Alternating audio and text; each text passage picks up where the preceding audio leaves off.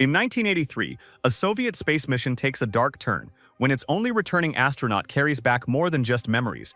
He harbors a deadly secret inside him. A parasitic alien creature has latched onto him, emerging only to kill. The mission, named Orbit 4, was meant to be a triumphant return. Cosmonauts Sveshnikov and Abarenko are celebrated as national heroes, eager to resume life on Earth. But just before re-entry, communications with their spacecraft suddenly drop. The cosmonauts spot something unusual: a life form clinging to their vessel.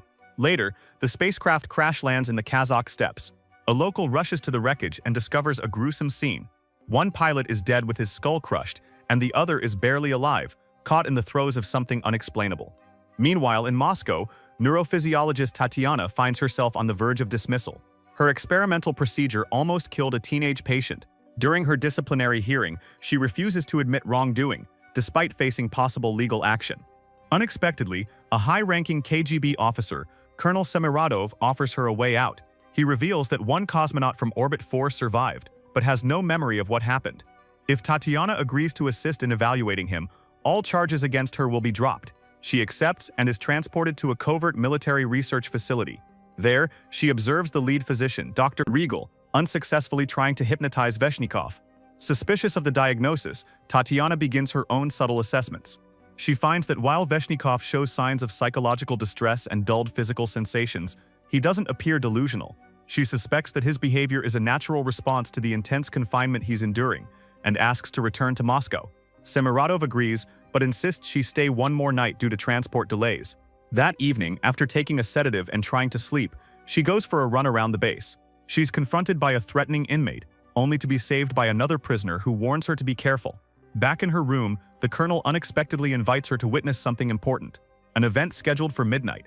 Tatiana is confused when Sveshnikov is placed behind reinforced glass, sealed with heavy locks. The room is packed with armed soldiers, and a countdown begins. What happens next stuns her. Sveshnikov convulses violently, collapses and vomits. Then, in a horrifying twist, a grotesque alien creature forces its way out of his body. During daylight, Sveshnikov behaves like a normal man, but at night he becomes a host to this alien organism, which emerges from within him. The two entities are symbiotically linked. The creature can't survive without Sveshnikov, and he can't live without it. Curious yet shaken, Tatiana inches closer to observe, only for the alien to lunge at the glass barrier. She's terrified, realizing it's the only thing keeping her alive. Semiradov later explains that Sveshnikov is unaware of the parasite's presence. He remains unconscious during its emergence. Tatiana is given a choice. She can walk away and never speak of what she saw, or stay and try to find a method to separate the host from the alien. The colonel provides few details about Abarenko's death, calling it heroic. Tatiana agrees to stay, but only if given full access to Sveshnikov's records and history. She learns that after the crash, Sveshnikov was initially placed in a rehab clinic, where the alien made its first appearance and murdered the attending doctor. He was quickly transferred to the secret facility, but efforts to remove the creature have all failed. The alien uses Sveshnikov's body like a biologically advanced suit, enhancing his strength and repairing damage. Tatiana begins extensive research, poring over videos and logs. She tries collaborating with Dr. Regal, but he treats her with suspicion and hostility, assuming she's after recognition. Tatiana assures him she isn't interested in awards. She only wants to understand the creature. As part of her investigation, Tatiana honors Sveshnikov's wish to reach out to his family. His son, whom he never knew about, was left in an orphanage. In their next meeting, Tatiana pushes Sveshnikov emotionally. She claims he's dangerous and will never return to society, even suggesting he sacrificed his family for fame. She calls into question his fatherhood and mocks his hero status. The harsh provocation works. He lashes out emotionally and physically. Tatiana secretly monitors his hormonal response, suspecting the alien reacts to Sveshnikov's adrenaline spikes. Regal strongly objects to this approach, but Tatiana and Semiradov overrule him. Tatiana also requests that Sveshnikov be moved to more humane quarters during the day, noting he poses no threat in his conscious state. The colonel agrees, and Sveshnikov is given a room with an old TV. While flipping through channels, he watches a news report that claims Orbit 4 was a success and that both cosmonauts are healthy and quarantined. The false narrative disorients him. He realizes his true situation is being erased from history. Later, Tatiana apologizes to Sveshnikov, explaining her earlier manipulation, but still doesn't tell him everything. Moved by her honesty, Sveshnikov admits he didn't know he had a child, but now wants to bring his son home. Tatiana begins testing the alien directly. One night, she returns to the observation chamber and tries to engage it. She notices it mimics her gestures. While interacting, a toy falls over. and the alien responds with curiosity. She seizes this opportunity to request that the barrier be removed, wanting to make direct contact with the creature. The team suits Tatiana up in protective gear and takes a few steps back, staying at a safe distance. She cautiously enters the room, approaching the creature with a toy it previously showed interest in. But as she stumbles, the alien reacts violently. It lashes out, injuring her leg and trying to trap her inside. The Colonel intervenes swiftly, doing everything he can to pull her out of danger. After ensuring Tatiana is safe, he enters the containment chamber himself, confronting the alien head-on. Later, while recovering, Tatiana shares a troubling discovery with Semiradov. The creature and Veshikov appear to be mentally and emotionally linked, sharing memories and awareness. Even more alarming, the alien is staying outside its host longer each night. Tatiana suspects it might soon survive independently, but she's unsure of the consequences. The Colonel urges her not to dwell on what-ifs and instead focus on saving Veshikov. To protect him from being executed, Semiradov fabricates daily progress reports. In his view, pushing boundaries through extreme science is the only path forward. As Tatiana continues reviewing video archives, she notices footage has been edited. Something is being hidden. She concludes that the creature is feeding on something vital, something that replenishes Veshikov by morning. When she confronts Dr. Regal, he blames it on technical errors. She demands full access to all material. Regal reluctantly agrees, realizing he needs her expertise if he wants the credit for any scientific breakthrough. One night, he smuggles Tatiana into a car and drives to a restricted area, handing her night vision binoculars. Soldiers haul a prisoner out of a truck, bind him, and toss him into the creature's holding cell. Tatiana watches in horror as the alien emerges, stalks the terrified man, and decapitates him. Regal later explains that they've tried feeding it animals, rats, pigs, you name it, but nothing works. The creature only feeds on humans, possibly drawn to the cortisol that fear produces in the human brain. Tatiana is appalled, but has no alternative to offer. The next day, she arranges a private walk for Veshikov, away from cameras. For the first time, she tells him the full truth, that he's being held because the alien inside him is killing people.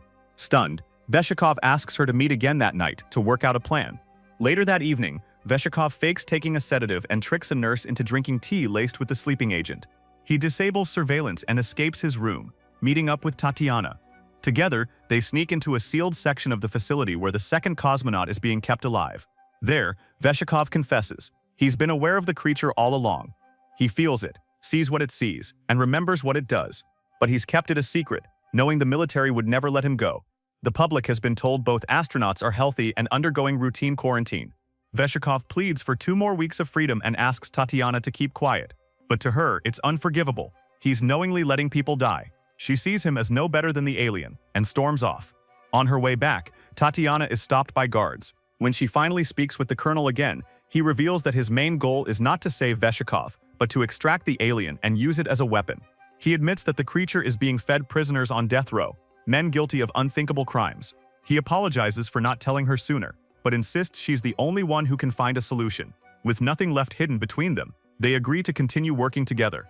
That night, another feeding is set to occur. Tatiana enters the creature's cell, attempting to connect.